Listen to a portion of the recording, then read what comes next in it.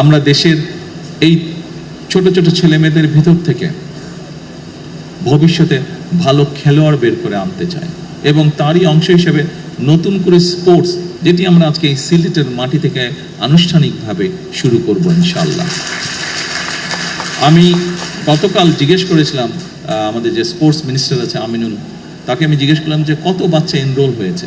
আমাকে গতকাল সন্ধ্যায় ও যে রিপোর্ট দিল, গতকাল না, সরি, এটা পরশুদিন সংসদে আমি জিজ্ঞেস করেছিলাম যে কত বাচ্চা এনরোল হয়েছে। গত পরশুদিন পর্যন্ত ও আমাকে যেটা জানিয়েছে, সারা দেশে, এটি আজকে অনলাইনে এখানে উদ্বোধন করব, সারা দেশেই প্রায় সবগুলো জেলাতেই এটা উদ্বোধন হবে। সারা দেশে প্রায় 1,30,000 বাচ্চা গত পরশুদিন পর্যন্ত এনরোল করেছে। কাজেই উপস্থিতিবৃন্দ, আমরা এই 1,30,000 বাচ্চার ভিতর থেকে নিশ্চয়ই 7-8টি ওরা স্পোর্টস ঠিক করেছে।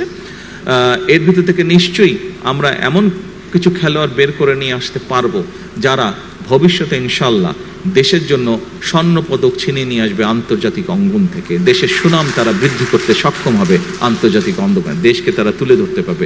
ক্রিকেট যেরকম আজকে আমাদেরকে বিশ্ব দরবারে তুলে ধরেছে বাংলাদেশকে, বাংলাদেশের জন্য সম্মান নিয়ে এসছে, মেয়েদের ফুটবল টিম যেরকম কয়েকদিন আগে দেশের জন্য আন্তর্জাতিক সম্মান বয়ে নিয়ে এসছে, এভাবে আমাদের ছেলেমেয়েরা দেশের জন্য ভবিষ্যতে ইনশাল্লাহ সম্মান বয়ে নিয়ে আসতে পারবে। খবরের কাগজ, নিখাদ, নির্ভীক, নিরপেক্ষ।